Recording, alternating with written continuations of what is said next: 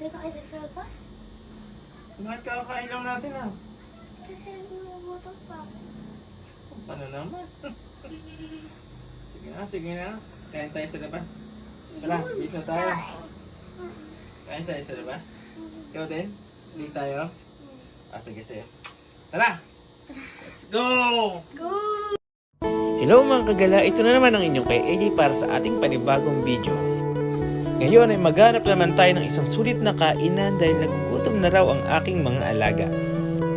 Kung di pa kayo nakapollow sa aking page, please follow my page, Kuya AJ's Vlog, and don't forget to like and share na rin para lagi kayong updated sa aking mga bagong pinupuntang kainan at saka mga pasyalan. Umpisahan na natin ang ating paggagala. At ito ang kwento. From Gumaok, Block 5, bumiyay kami ng 30 minutes papunta dito sa Sapang Palay proper sa San Jose del Monte, Bulacan. At dito nga kami napadpad sa Benedicto Hidden Cafe and Restaurant na matatagpuan sa Sitio Hulo, Sapang Palay proper, City of San Jose del Monte, Bulacan. Nag-accept nga po pala sila ng dining, takeout, and delivery orders. Tara, halika na't samahan nyo akong tingnan at tusagaan natin ang mga pagkain dito. Let's go! Sa entrance pa lang po pala nila ay siguradong mapapawo ka na dahil di mo akalain ganito pala maging itsura nito sa loob. At may staff na magtuturo sa iyo kung saan yung parking area. Tara, pasok tayo. At yun na nga, pagpasok ko pa lang ay sobrang napawaw na kagad ako dahil sa sobrang ganda ng lugar na to ay mapapapicture-picture ka kung mahilig kang mag-my day. Alright, tara, halika na't samahan nyo ako mag-order at alamin kung magkano ang presyo ng mga pagkain dito. Sa rice meal nila ay nagsiserve sila ng pork barbecue, yempo, chicken inasal at sisig worth of 120 pesos. Naka-underice ka pa at may kasama na ring drinks.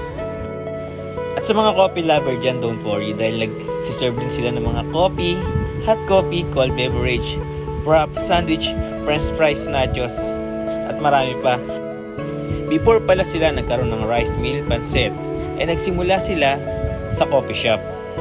At dahil nakuha nila ang gusto ng panlasa ng kanilang mga customer, ngayon ay binabalik-balikan na sila.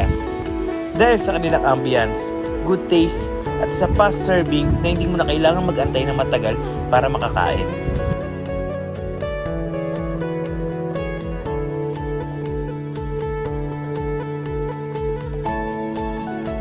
Ito nga palang in-order ko, chicken inasal, pork barbecue, yempo, at saka french fries.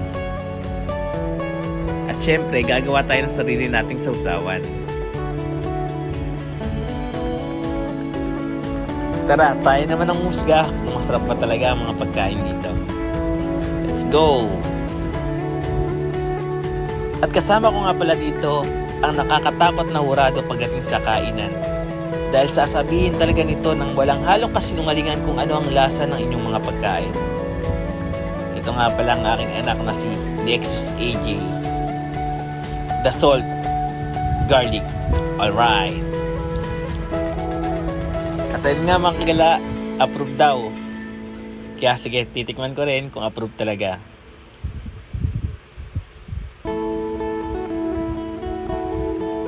Yes, first bite. Check the taste. Okay, masarap.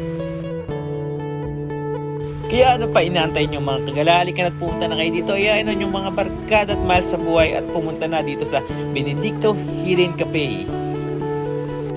Kaya kung di pa kayo nakapollow sa aking page, don't forget to follow my page and like and share na rin para lagi kayong updated sa aking mga pinupuntang kainan at mga pasyalan. So, hanggang sa susunod.